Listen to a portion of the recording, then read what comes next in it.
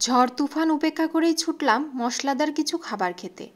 এই রাতটা যেন এক অ্যাডভেঞ্চার হয়ে গেল, ঠিক যেমন কোনো এক সিনেমার সিন। ভাই, মানুষের শখ হয় বাড়ির উঠোনে একটু বৃষ্টিতে ভেজা, আর আমি কিনা ভিজতে ভিজতে গেলাম কাঁকড়া খেতে। শখ আহ্লাদ যেন দিন দিন বেড়েই চলেছে।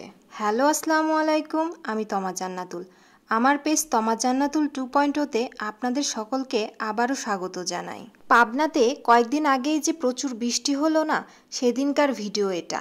সেদিন সারাদিন ধরে বৃষ্টি হয়েছিল। শেষমেশ আমাদের গন্তব্যে এসে পৌঁছালাম।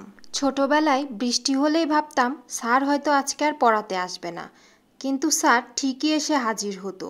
স্যারের মতোই সব ঝড় বৃষ্টির তোয়াক্কা না করেই চলে গেলাম ইন্ডিয়ান দোসা এক্সপ্রেসে।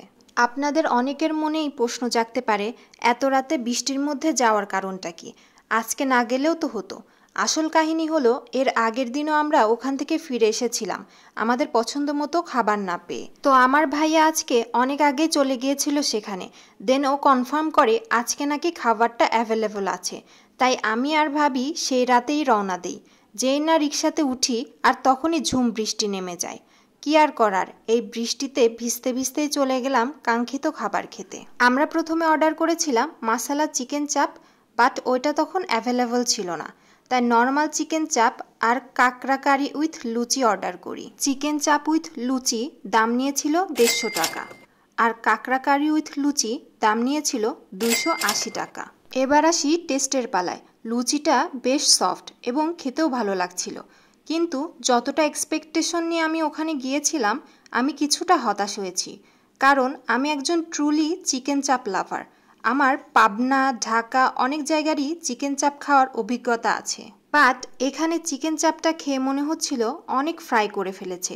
খেতে কেমন জানি পুরা পুরা টেস্ট পাচ্ছিলাম, যেটা নর্মালি আমি এর আগে কখনো খাইনি। তবে টক পানির মতো কিছু একটা দিয়েছিল, সেটার সাথে চিকেন চাপটা খেতে একটু ভালো লাগছিল।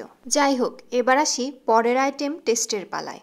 মূলত কাঁকড়া কারি খেতেই আমরা এখানে এসেছিলাম। কাঁকড়া কারির ওভারঅল লুক দেখতে বেশ ভালোই লাগছিল, তাই খাওয়ার চাহিদাও বেড়ে গিয়েছিল। কাঁকড়া কারিটা আমার কাছে খেতে বেশ ভালো লেগেছে। লুচির সাথে এই কারিটা খেতে বেশ মজাই লাগছিল। অনেকেরই কাঁকড়া খাওয়া পছন্দ হয় না, তবে একদিন সাহস করে একটু খেয়ে দেখবেন। কাঁকড়া খেতে অনেকটা চিংড়ির মতন।